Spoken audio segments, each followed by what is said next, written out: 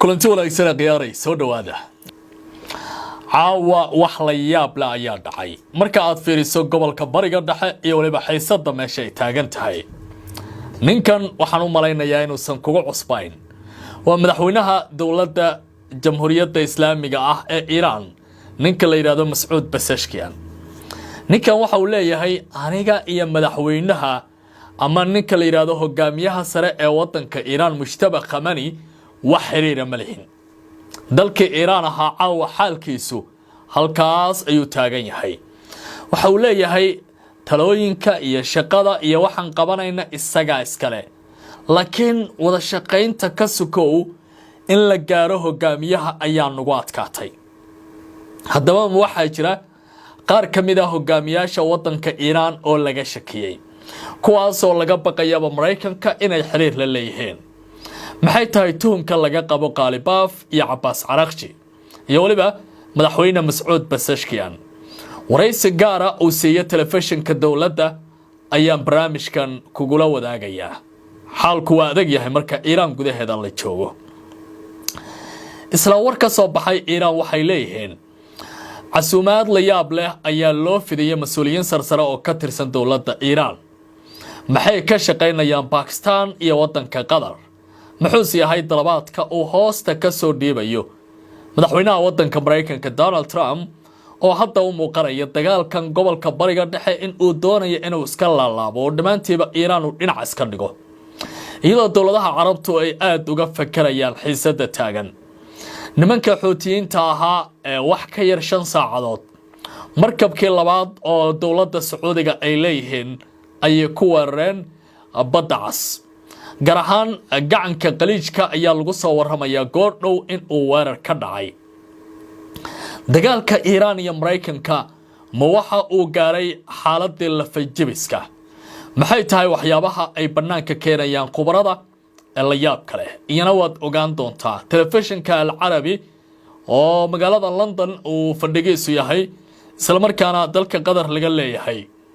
ayaa caawa sheeko taxliila oo aad uga yaabisay dhinacyada wax falanqeeya soo bandhigay haddaba muxuu yahay waxyaabaha gaarka ah ee la leeyahay arrintan wax oo la filan waayay noqotay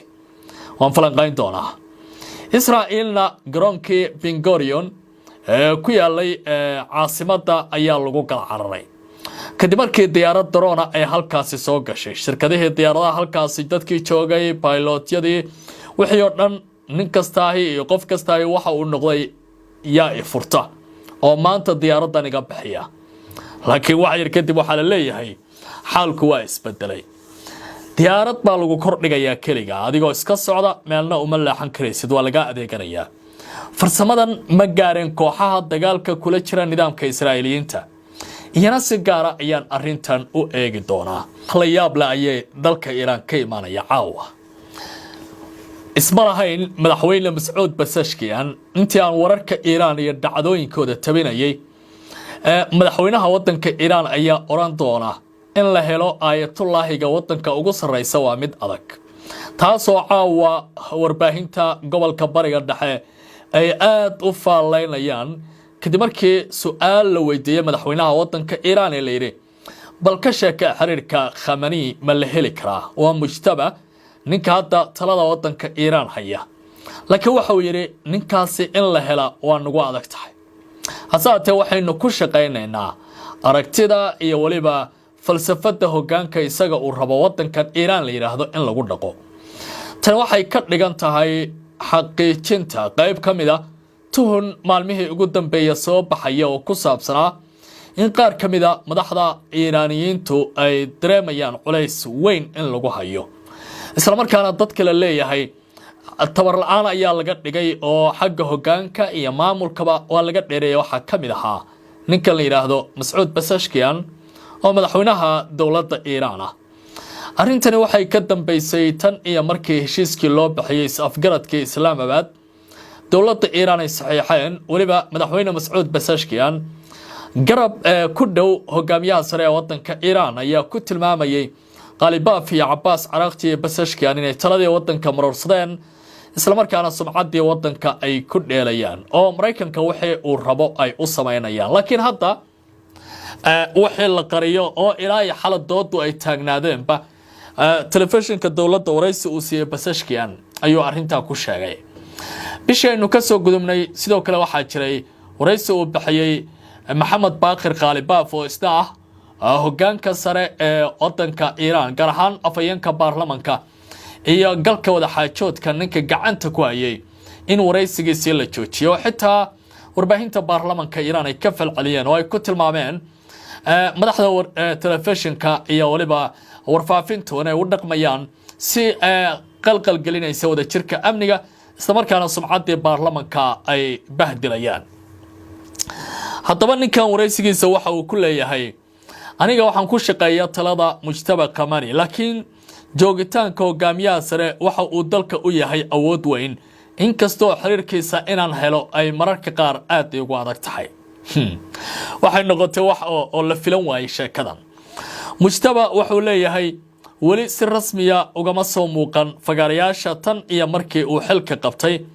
isagoo bedelay aabihii Cali Qamani sida warbixintu ay sheegtay dhinaca kale Basashkian waxa uu sheegay in hogaamiyaha sare ee dalka uu leeyahay aragtida heshiiskiisa afgaradka balse uu cadeeyay baa liri haddii heshiiska loo helo taageero 3 meelood meel golaha amniga sare ee wadanka Iran in uu ogolaan doono uu saxiixi doono sidaa daraadeed heshiiskii Mareykanka lala galay ninkii Qamani ahaa maba ogolayn xuleeya haddii 3 dalool oo kamida qaybaha uu ka kooban yahay golaha amniga qaranka wadanka Iran heshiiskaasi isku raacaan ninka Basashkian la yiraahdo uu soo saxiixay aniga waan aqbali doonaa doodiisa marka halkaas taagan tahay Basashkian waxa uu intaas ku daray heshiiska uu taageeray 12 xubnood oo kamida 13 xubnood ee golaha sare ee amniga taas oo ku tilmaamay in ay muujinayso in hoggaanka sare ee wadankana uu aqbalay qiimeynta qobarada dawladdu ay sameeyeen taasi marka waxay ka dhigan tahay in si weyn loo soo dhaweeyay arrinta caawa taagan Iran meelay u socotaa hoggaanka iyo talada wadankana xasaasiyad iyo xiisad ayaa ka taagan tani waa qaar kamida wadamadii Mareykanku ay iskaleen wixii qaarkood haleelay oo lagu kala tagay waxba ugu fudud aan soo qaadan karnaa markii saraakiishii ciidamada iyo waliba dhinacyada kala duwan ee Venezuela la gatay oo Nicolas Maduro inta la soo qaban waxa jirta xog sirdoon oo soo baxday oo tilmaamaysa in hoggaanka ciidamada qaranka wadankaasi la iibsaday sidaas darteedna si dhib yar madaxweynaha iyo xaaskiisa oo hurda qolkoodii jeefka saqdhaxo habeenimo la baxay dhinaca kale Iran waxay caawa ku dhawaaqday inay hesho fariin uga timi dowladaha Mareykanka Pakistan iyo waliba dalka Qatar taas oo la xiriirtay in la casuumay Qaalibaaf iyo Caraaqji wada hadalla ayaa la galayaa bay yiraahdeen taas oo ujeedadu tahay heshiiska madambaysa in lagu galo مسؤول كترسان وزارة أمورها دبادة إيران ayaa sheegay in dowladda Iran ay heshay fariimo uga yimi Mareykanka kuwaas oo muujinaya in Washington ay diyaar u tahay in ay dib ugu soo laabato waajibaadkeedii iyo ballanqaadkii ay hore u galeen ku-xigeenka wasiirka amuuraha dibadda Iran oo u qaabilsan arrimaha sharciga iyo waliba xiriirka caalamiga ayaa arbacadii maanta ahayd sheegay in dalkiisa aanu marnaba aqbali doonin shisheeye oo lagu maamulo marinka Hormuz isla markaana aanay suuragal noqon doonin marinkaasi gacanta dowladda Iran inuu ka baxo wuxuu carabka ku adkeeyay in heshiis kasta oo la xiriira marinka Hormuz uu noqon doono mid u dhaxeeya dowladda Iran iyo Oman oo kaliya hase haatee aanay wax kaalina ku yeelan doonin dowladda Mareykanka ninkan kaaliyaha wasiirka amuuraha dibadda ee dhinaca sharciga iyo xiriirka caalamiga waxa lagu tilmaamaa in uu kamid yahay ragga ugu adag ee dowladda waliba siyaasadda amuuraha dibadda markii ay joogto diidanba qaabka ay wax u socdaan Qamani xafiiskiisa aadka ugu dhow مسؤولka waxa uu sidoo kale sheegay in marin biyoodka cusub loo dejiyo maraakiibta ku safra marinkaasi uu yahay Hormuz mid ku meel gaar ah ilaa iyo 4 bilood oo kaliya ayaa la isticmaali karaa ayuu yiri dhinaca kale wararku waxay sheegayaan in dowladda Pakistan ay casuumaad rasmi ah u dirtay gudoomiyaha baarlamaanka Maxamed Baaqir Qaalibaaf iyo wasiirka amuuraha dibadda Iran Abbas Araghchi si ay booqasho ugu tagaan islaamabad xilli ay socdaan dadaalo diblomaasiyadeed oo la doonayo in lagu dedejiyo xiisadda aadka u sii xoogaysanaysa. geertayna la socota ee warar xasaasi ah ayaa noo soo socda oo ka mid ah garoonka ugu weyn Israa'iil oo lagu kala cararay iyo waliba markab Sacuudiga uu leeyahay oo mar kale la weeraray haddii aan arrimaha diblomaasiyadda ee waddanka Iiraan iyo dhacdooyinka caawa taagan aan sii guda galo. sida muuqanaysa qoraaga la yiraahdo Marwan Khablan waxa uu qoray sheeko xasaasi ah oo baahiyay qaybta afka Carabiga ee telefishinka Al-Arabi saldhigiisu yahay waddanka Ingiriiska laakiin laga leeyahay dalka Qatar. ninkan waxa uu leeyahay marka laga yimaado wararka maalinlaha ah oo warbaahintu ay tabayaan Iiraan iyo Mareykanku ma waxa ay gaareen dagaalkii la fajabiska ahaa maxay tahay midba midka kale waxa uu ku eegayo. qoraagan waxa uu qoraalkiisa ku soo qaadanaya sheeko ashqaraar iyo la yaab leh waxana uu leeyahay Trump waxa uu doonayaa markii uu lafaha ka jabiyo duqeynta uu ku celceliyo waddanka Iiraan khilaafaad gudaha uu kala dhex dhigo waddanka gaajadu ay ku badato in uu mar kaliya ku qaado weerar hugan ah oo aad u xoogan halka dawladda Iiraanna ay leeyahay waxa ay rabtaa Trump in ay ciyaarsiiso buu yiri ilaa iyo doorashooyinka dhexe ee midterm elections la yiraahdo Mareykanka la gaarsiiyo kadibna Trump uu ku fashilmo doorashooyinkaasi xisbigiisa jamhuuriga ay talada lumiyaan dawladda Iiraan oo aan jocdheena in ay u muuqato in ay gool degdeg ka gaarto dagaaladan gobolka bariga dhexe ka taagan sidaas darteedna ay noqoto aarka gobolkan fadhiya. dhinacyada marka aad fiiriso mid kasta waxa uu leeyahay aragtidiisa falsafadiisa hogaamineed istiraatiijiyadiisa iyo dhinac kasta oo wax ka sameyn karo laakiin Trump oo hadda Ruushka iyo Shiinaha ay ku soo baxeen waxa uu leeyahay faylkan waan ku daalay 2 sanadood ayaan wataa oo qoorta la eegaliyay howlo badan ayaan gobolkan bariga dhexe ka qabsan lahaa marka waxaan rabaa inaan iska dhaafo. haddaba qoraagu waxa uu aaminsan yahay in tani ay tahay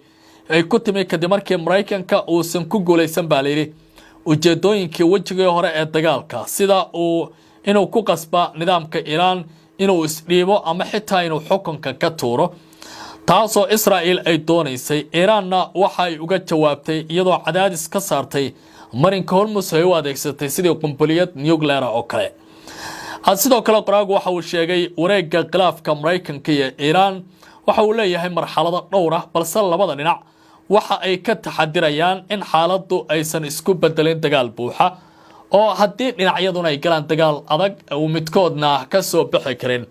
sida uu rabo guulaha ugu dambeynta ah in uu gaaro.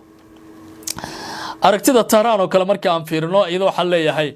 waxay rabtaa qiimaha shidaalka in ay adduunka hawada geliso Trumpna ay ku horfadayso meelo kala duwan oo kamid ah gobolka taasina ay ka dhalatay baa leeyahay in xisbiga jamhuuriga ay lumiyeen doorashooyinka oo dimuqraadigu ay ku guuleystaan. inkasta oo qoraaga Marwan Khabani oo xilka qaadista Trump uu arko iyo waliba in laga adkaan karo mid adag oo Trump yahay nin daruufo ay badbedelaan oo xitaa la arki karo buu yiri isagoo Mujtaba Khamenei ag fadhiya oo Iiraan yimi oo waddanka Iiraan amaanaya sida uu kol hore u sameeyay markii uu madaxweyne Xi la kulmay waa ninka China hogaamiye Vladimir Putin markii ay wada kulmeen bartamihii sanadkii hore iyo waliba in sidoo kale ninkii jaagaxirka markii uu la kulmay Kim Jong Un oo kale oo uu ku tilmaamay nin birlaba oo wax badan qaban kara. marka tusaalooyinkaasi loo fiiriyo Trump baa leeyahay waxa uu sameeyay lama baciidsan karo in uu la kulmi doono Mujtaba Khamenei oo Trump uu Mujtaba amaanaya la arkayo. marka Trump waa nin daruufaha lacagaha iyo danahu ay aad u badbedelaan oo aan mabaadi'da wax weyn oo saameyn ku lahayn. marka waa nin ku day ah hadii uu marto sida Nicolas Maduro oo kale hogaamiyaha waddanka Venezuela waa doodsanaya kadibna waxa uu leeyahay waa nacas aan waxba gelin haddii raggan ay noqdaan bir adag waxa uu leeyahay waxba laga ma qaadi karo. qoraahdii Soomaalida ay ahayd haddii ay bactaana waa bujayna haddii ay birtahana waa raacayna. marka Trump haddii ay madaxda Iiraan bir noqdaan waxa uu leeyahay saaxiibayaal salut waan idin wataa haddii ay bir bac noqdaan waxa uu leeyahay waxa idin sheegayo dhagaan ku dhufanaya laakiin su'aasha ugu weyn waxay tahay sida qoraaga uu miiska keenayo arrimaha nuclear-ka iyo marinka Hormuz sidee laga yeelayaa waxa xataa taa warkaa in Iran qudheeda marinkan Hormuz ay isku adkaynayso laakiin haddii Trump wax badan uga foqo iyana ay wax badan ka foqayso hadda marka waxa wax jaangoynaya waa Trump iyo Iran Israa'iilna waxay noqotay parasite ama noole ku dhex nool ee colaadda la yiri taas marka waxay u arkaysaa in ay xaaladdu sii ballaaran karto gabadhii qoraagu waxa uu ku doodayaa in qaabka isku dhaca uu marayo heer uu daalaya baa la yiri midba midka kale maadaama labada dhinac ay ku jiraan tartan waqti adaga Trump waxa uu doonayaa in marinka Hormuz si degdeg ah loo furo akoor doorashooyinka dhaxalka Iran ay isku dayayso in cadaadis ku saarto koor inta aanu Trump ka bixin culayska siyaasadeed ee doorashooyinka haddii aan heshiis laga gaarin koor doorashooyinka qoraaga Marwan Qabbani waxa uu rumaysan yahay in Iran ay noqon karayso mudnaanta koowaad ee siyaasadda dibadda ee Trump inta ka harsan muddo xileedkiisa maadaama uusan markaasi wajahi doonin doorasho kale ama cadaadis siyaasadeed oo gudaha sidaas darteed Trump halkaas ayuu wax ka eegayaa Iranna halkaas ayay iyana wax ka fiirinaysaa waaya nimankii xuutiga ah ee gacan saarka la lahaa wadanka Iran Sacuudiga ayaa cabsi u shideen marka la fiiriyo sida ay hadda wax u soconayaan afayeenka militariga kooxda xuutiga ayaa arbacadii mar kale ku dhawaaqay in ciidamadooda ay gantaal baalistiga ku weerareen markab shidaal oo Sacuudiga laga leeyahay oo lagu magacaabo Dais xilli uu maraya baa la yiri gacanka cadmeed caawa xuutiyiintu waxay sheegeen in weerarka uu qayb ka yahay howlgallada militariga ee kooxda isla markaana marinbiyoodka hadda ay u arkaan inuu yahay mid xasaasi ah dhinaca kale iyadoo ay wali socdaan dadaallada diblomaasiyadeed oo lagu dejinayo xiisadda gobolka madaxweynaha Mareykanka Donald Trump ayaa uga digay baa la yiri Iran in ay la kulmi doonto weerar culus haddii xiisaddan ay sii socoto waraysi oo Fox News iyo Trump waxa uu ku sheegay in wada hadallada u dhaxeeya Washington iyo Tehran ay si wanaagsan u socdaan isagoo inta ku daray in Iran ay muujisay rabitaan ay ku doonayso heshiis lagu soo afjaro colaadan sii xoogaysanaysa oo aan hadda waxba laga qaban karin ayuu yiri haddii xaalku uu sidan ku sii socdo dhinaca Israa'iil marka aan fiirinana kabtay maaragta ayaa ka dhacday garoonka Ben Gurion nimankii gacan saar kala lahaa wadanka Iran diyaaradaha ay isku soo dirayaan diyaarad $300-500 ku fadhisa ayaa daqiiqada kaliya waxay qasaarinaysaa malaayiin dollar gudaha nidaamka Israa'iil dagaalkii tiknoolajiyada waa la isla fahmaya dabaabaad iyo madaafiic weyn iyo kaarayaal iyo burburyaal xoogan iyo la kacin jiray hadda markab dhan ayaa waxa quusinaya diyaarad $500 ku fadhisa waa qorshaha tiknoolajiyada isbedelaysa ee dagaalka uu caalamka ku yeelanayo haddaba wargeysada qaar caawa waxay tilmaamayaan diyaarad aan duuliyo lahayn in garoonkii ugu weynaa Israa'iil looga kala cararay sabab la xiriira cabsi laga qabo diyaaradaasi inay waxyeello ballaaran geysato diyaaradda nooca aan duuliyaha lahayn baa la yiri oo la rumaysan yahay inuu waday halkaas ku celiyo diyaarad nooca duuliyaha lahayn oo la rumaysan yahay in ay soo rideen ama ay maamulayeen kooxo ku sugan gudaha Israa'iil ayaa si ku meel gaar ah u hakisay duulimaadyo ka socday garoonka caalamiga ee Ben Gurion diyaaradan meel dheer ba laga soo dirin gudaha Israa'iil baa la leeyahay waa laga maamulayay warbaahinta Israa'iiliyiinta gaar ahaan janaalka 12aad ayaa caawa sheegay in la joojiyay duulimaadyadii soo degaya iyo kuwii baxaya garoonka kadib markii diyaaraddu ay hawada garoonka soo gashay xilli uu mashquul badan soconayay duulimaadyada ayaa dib loo bilaabay markii xaaladda la xakameeyay baa la yiri agaasimaha